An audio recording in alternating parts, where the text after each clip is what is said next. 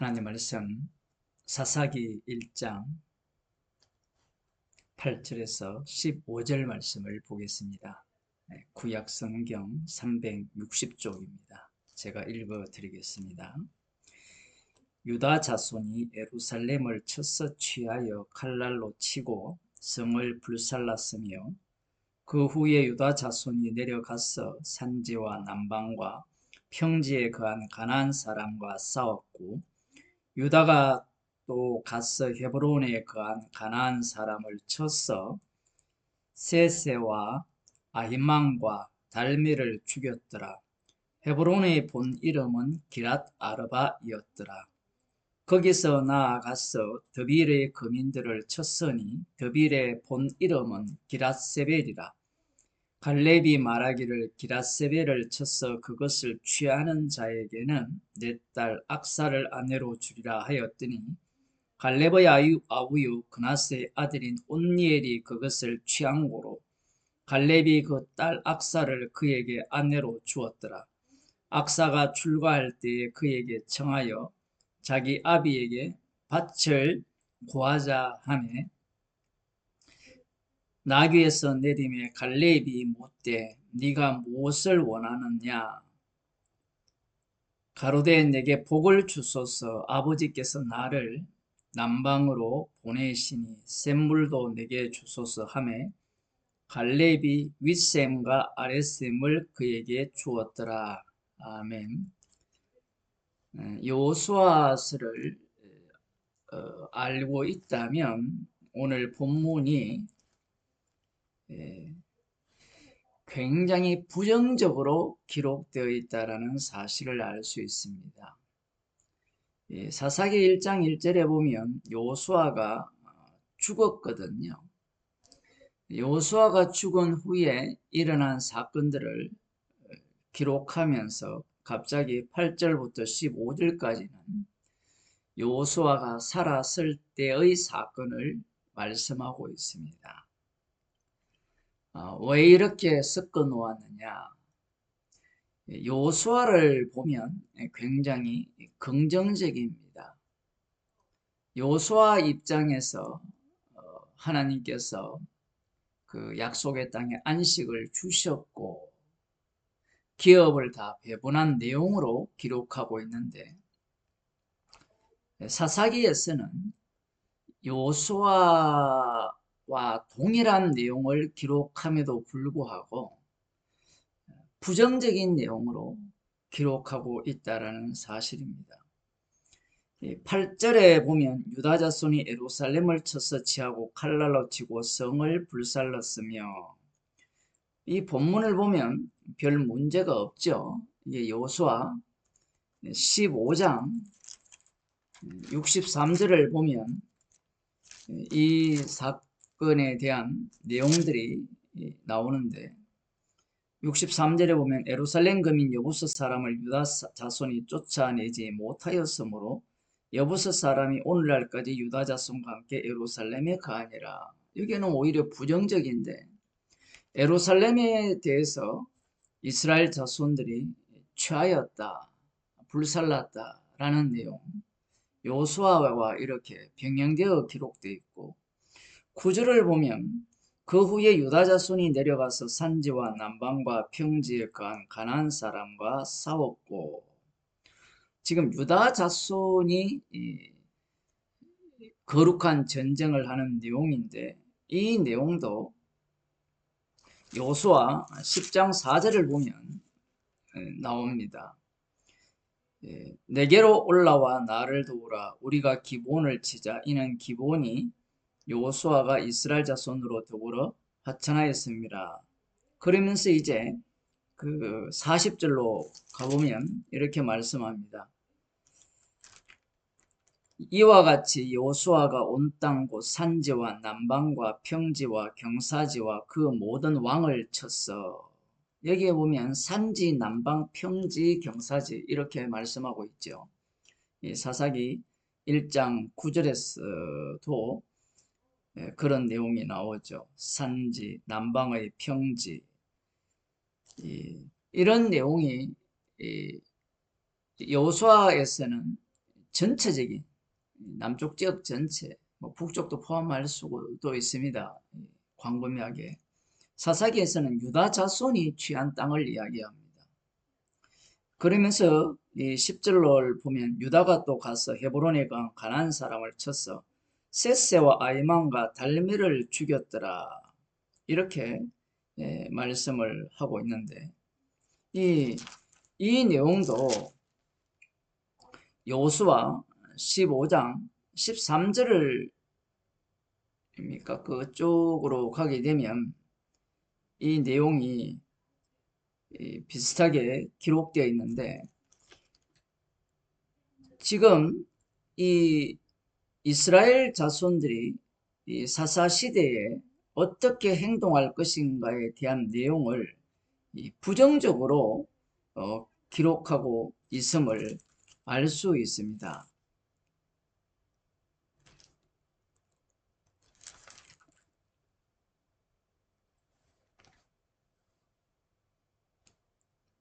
그러면서 이제 여기에 보면 그 15장 요수아 15장 14절에 보면 갈렙이 거기서 아낙의 소생 그 세 아들 셋세와 아이만과 달메를 쫓아내었고 이렇게 기록하고 있거든요.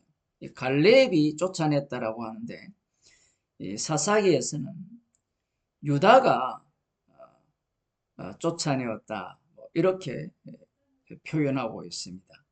그러면서 이 11절부터 어떤 내용이 나오느냐 하면 거기서 나아가서 드빌의 거민들을 쳤으니 드빌의 본 이름은 기라세벨이라 갈렙이 말하기를 기라세벨을 쳐서 그것을 취하는 자에게는 내 딸 악사를 아내로 주리라 하였더니 이 내용은 이 요수아 15장 13절에서 19절에 나오죠. 방금 또 봤는 내용이지만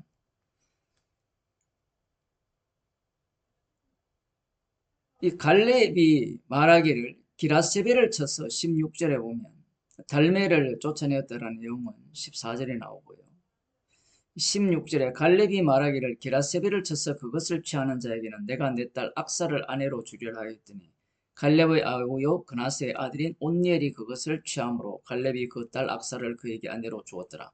악사가 출가할 때 그에게 청하여 자기 아비에게 밭을 구하자고 나귀에서 내리매 갈렙이 그에게 묻되 네가 무엇을 원하느냐 가로되 내게 복을 주소서 아버지께서 나를 남방 땅으로 보내시오니 샘물도 내게 주소서 하며 갈렙이 윗샘과 아랫샘을 그에게 주었더라. 이 내용이 11절에서 15절까지 기록되어 있습니다. 그런데 이 갈렙이라고 하면 굉장히 긍정적이잖아요. 분명히 14장 여호수아 14장에서는 이 갈렙이 어떤 모습을 보이느냐 하면 16절에 때 유다 자손이 길갈에 있는 여호수아에게 나오고 그니스 사람 유분네의 아들 갈렙이 여호수아에게 말하되 여호와께서 가데스 바네아에서 나와 당신에게 대하여 하나님의 사람 모세에게 이르신 일을 당신이 아시는 바라. 내 나이 40세의 여호와의 종 모세가 가데스 바네아에서 나를 보내어 이 땅을 정탐케 함으로 내 마음에 성실한 대로 그에게 보고하였고 나와 함께 올라갔던 내 형제들은 백성의 간담을 높게 하였으나 나는 나의 하나님 여호와를 온전히 쫓았으므로 그날에 모세가 맹세하여 가로되 네가 나의 하나님 여호와를 온전히 쫓았은즉 네 발로 밟는 땅은 영영히 너와 네 자손의 기업이 되리라 하였나이다. 이제 보소서 여호와께서 이 말씀을 모세에게 이르신 때로부터 이스라엘이 광야에 행한 이 45년 동안을 여호와께서 말씀하신 대로 나를 생존케 하셨나이다. 오늘날 내가 85세로 돼 모세가 나를 보내던 날과 같이 오늘날 오히려 강건하니 나의 힘이 그때나 이제나 일반이라 싸움에나 출입에 감당할 수 있사온즉 그날에 여호와께서 말씀하신 이 산지를 내게 주소서. 당신도 그날에 들으셨거니와 그곳에서 아낙 사람이 있고 그 성읍들은 크고 견고할지라도 여호와께서 혹시 나와 함께 하시면 내가 필경 여호와의 말씀하신 대로 그들을 쫓아내리이다. 이 내용, 긍정적인 내용이 있잖아요. 그런데 사사기에서는 이 긍정적인 내용을 기록한 게 아니라 이 11절에서 15절 사이를 보게 되면 부정적인 내용을 기록한 겁니다. 뭐 어떻게 이게 부정적이냐라고 할지 모르지만 하나님의 그 언약에 따르면 이 땅이라는 것은 하나님께서 약속하여 주시는 땅이고 이 요소에도 나오지만 제비 뽑아서 나누어 주는 땅입니다. 그리고 이 땅을 전쟁을 해서 얻을 때는 이 약속의 땅, 기업을 얻을 때는 자신의 공로와 수고가 들어가서 얻는 땅이 아니에요. 여리고성 전쟁을 보면 아간이 전리품을 취했잖아요. 그 일로 인해서 아간 집안이 하나님의 심판을 당합니다. 하나님께 온전히 바쳐진 것은 온전히 바쳐야 되는데 바쳐진 것들을 자기의 소유로 취한다는 것은 여호와 하나님께서 용납하지 않으시죠. 하나님의 약속이라는 것은 거래가 아니에요. 아브라함을 부르시고 약속을 하실 때 하나님이 거래하신 것이 아닙니다. 일방적으로 너로 큰 민족을 이루고 너를 축복하는 자에게 축복을 주고 저주하는 자에게 저주를 내릴 것이다 라고 말씀을 하셨지. 네가 내 말 잘 들으면 내가 복을 주겠다 이렇게 말씀하신 적이 없어요. 하지만 이 출애굽기로 넘어오면 율법이라는 것이 어떻게 구성되어 있습니까? 율법대로 순종하면 복을 주고 순종하지 않으면 저주를 내린다. 그게 하나님의 율법이죠. 이 거룩한 전쟁에서도 하나님께 불순종할 때 하나님께서 심판을 하셨잖아요. 이런 과정들이 율법과 이런 과정들이 있다 보니까 이들이 어떤 모습을 보이느냐 하면 이 갈렙조차도 하나님의 주시는 약속의 땅에 대해서 흥정할 수 있다라고 생각을 하는 겁니다. 이 갈렙이 굉장히 괜찮은 인물이잖아요.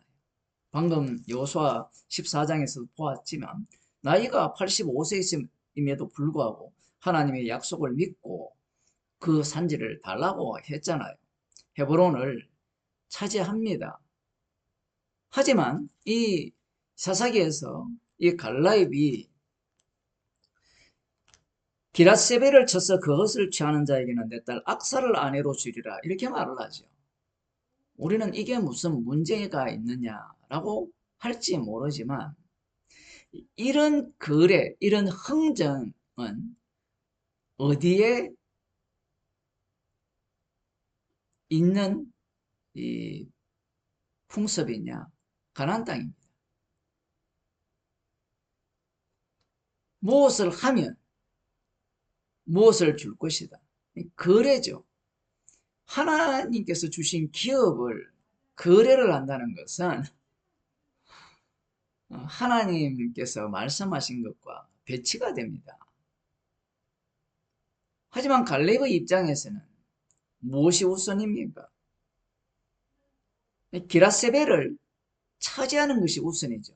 그러니까 이 기랏세벨을 쳐서 취하는 자에게는 내 딸 악사를 아내로 주겠다라고 하는 거예요. 그 약속의 땅은 그냥 취하면 돼요.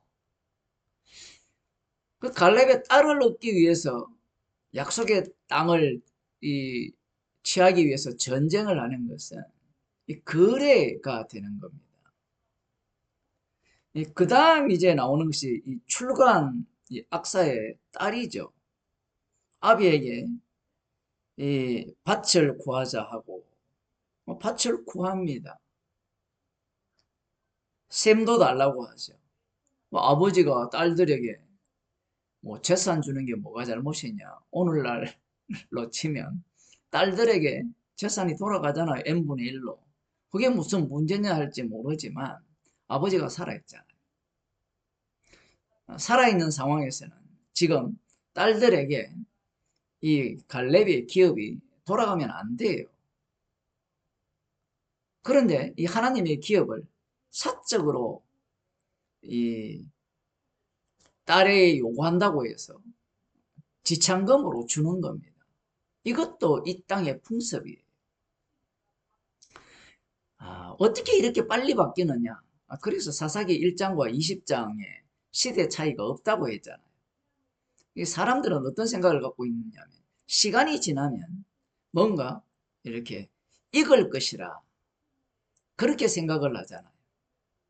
벼가 역시 고개를 숙일 것이다 라고 생각하지만 시간은 전혀 문제를 해결하지 않습니다. 그래서 예를 들어 사사기 입장에서 여호수아로 들어가게 되면 여호수아의 정복 전쟁이 엉망진창이었다는 것을 거꾸로 해석을 하는 거예요.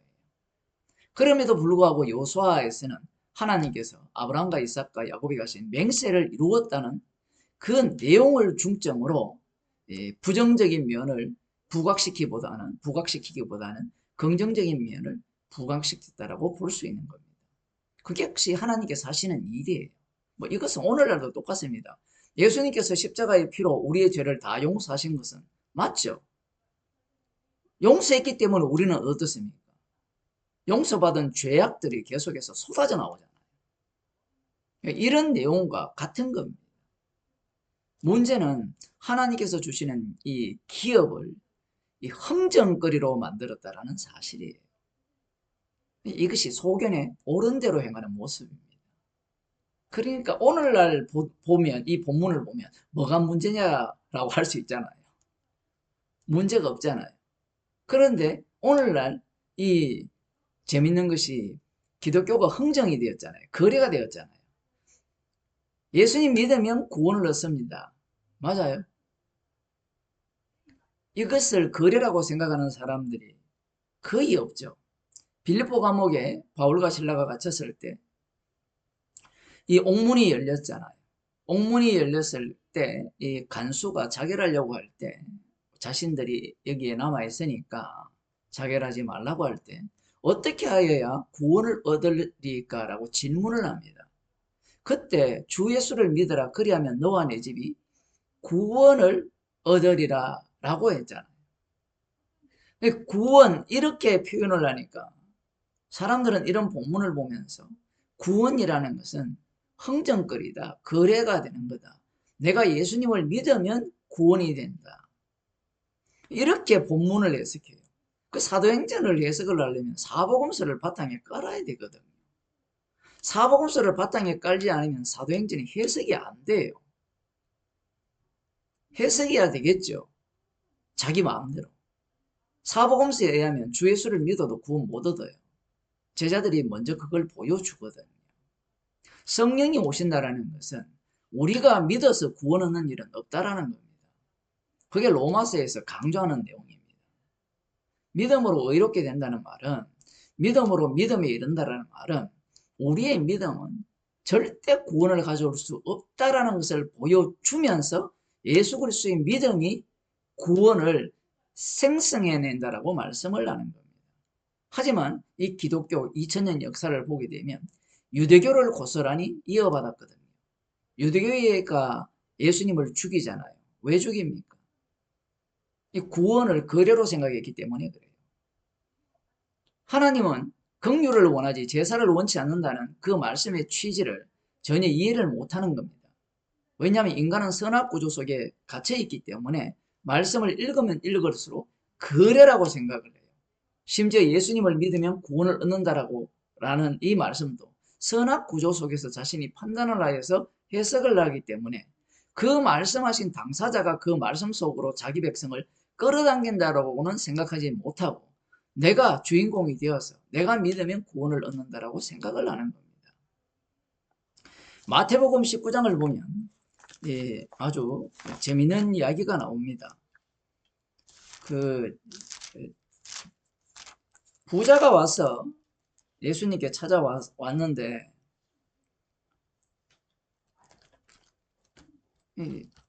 어떻게 하면 영생을 얻습니까? 뭐 이런 질문을 하면서 왔는데 쭉 넘어가서 봅시다.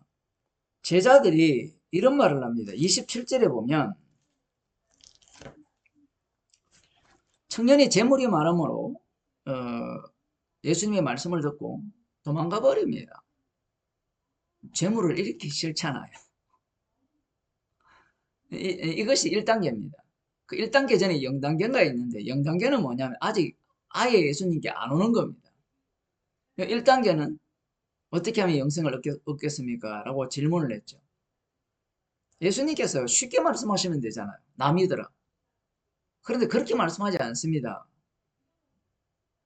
모든 재물을 팔아 가난한 자들에게 주고 나를 쫓으라 하죠. 그러니까 예수님 믿는다는 게 만만한 게 아닙니다. 그러자 제자들이 어떻게 하면 누가 영생을 얻겠습니까? 라고 하니까 사람으로는 할 수 없으되 하나님으로는 할 수 있다. 이렇게 말씀을 하셨는데 이 말씀을 베드로가 또 낚아챕니다. 왜냐하면 이 부자를 보니까 왜 구원을 못 얻어요? 재물 때문이잖아요. 그런데 이 12제자는 모든 것을 버리고 주님을 쫓았습니다.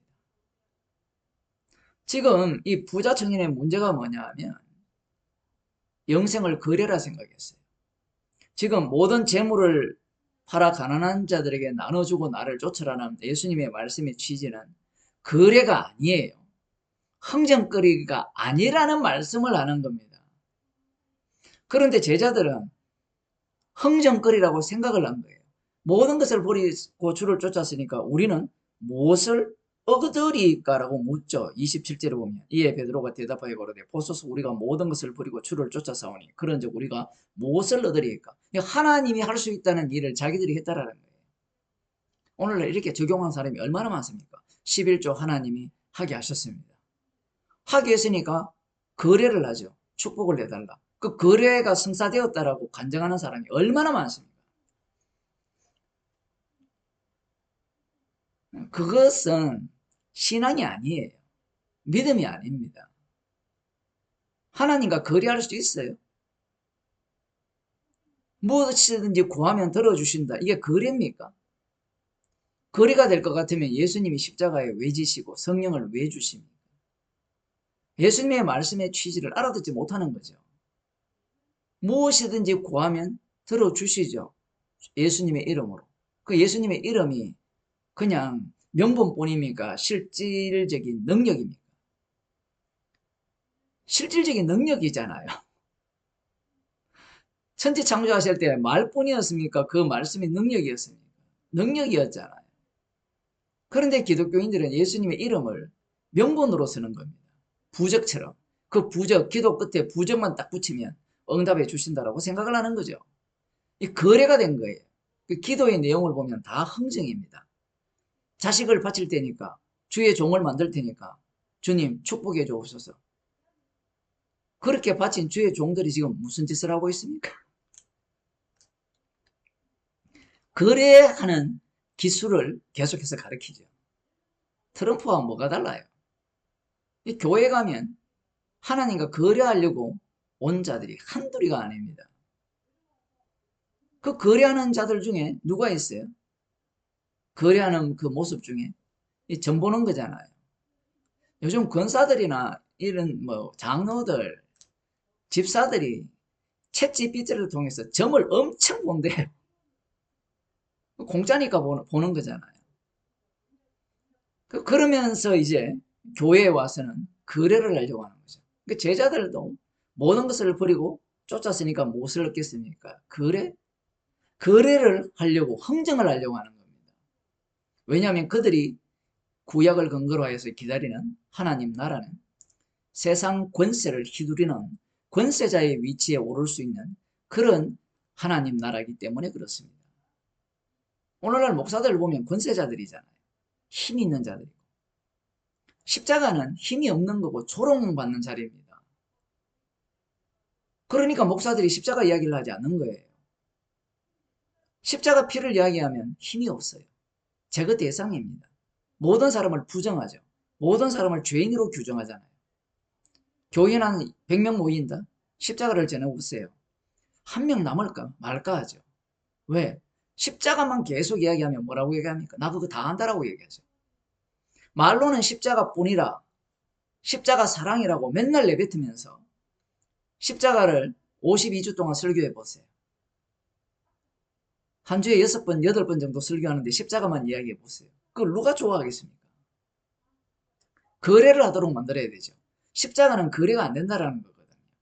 십자가에 피 흘리신 그분이 홀로 다 이루셨고 홀로 다 이루신 일을 어떻게 자기 백성 속에서 계속해서 솟아나도록 생수의 강이 솟아나도록 그 일을 이 죄 있는 육신을 통하여서 계속해서 나타내시겠다라는 게 주님의 취지거든요. 주님의 말씀입니다. 그런데 인간들은 그걸 싫어하죠. 왜? 선악과를 먹었기 때문에 인과응보를 좋아합니다. 내가 한 만큼 받는 걸 좋아해요. 동시에 또 성질이 고약해서 공짜도 좋아하죠. 하늘에서 떡이 떨어지기를. 네, 그런 만화가 있거든요. 하늘에서 빵이 쏟아지는. 그 탐욕 때문에 빵이 쏟아져서 빵에 눌려 죽을 뻔한 그러한 어떤 만화도 있지만 인간들은 하나님과 거래를 하려고 해요. 주님과는 거래가 되지 않습니다. 제자들의 문제가 그거였죠. 자신들이 성경을 바탕으로 해서 꿈을 키운 겁니다. 예수님을 만났어요. 그래서 모든 것을 버리고 예수님을 쫓았으니까 나에게 내가 소망하는 걸 주시지 않겠느냐. 그게 오늘날 기독교 신앙입니다. 그러나 참된 복음은 그러한 우리의 죄들이 드러나면서 십자가에 피로 주신 그 사랑만을 우리 속에 가득 채워주셔서 그 사랑만이 나오도록 주님께서 조치하신 겁니다. 기도하겠습니다. 하나님 아버지, 선악과를 먹었기에 복음조차 흥정하려고 하고 십자가에 신 주님 앞에 흥정할 수 있다라고 생각하는 그러한 죄인들입니다. 저희들을 긍휼히 여기사 주님의 십자가의 사랑을 쏟아부어 주셨기에 그저 받았으니 그저 내어놓는 주의 사랑을 전가하는 주의 백성으로 살게 하옵소서. 예수님 이름으로 기도드립니다.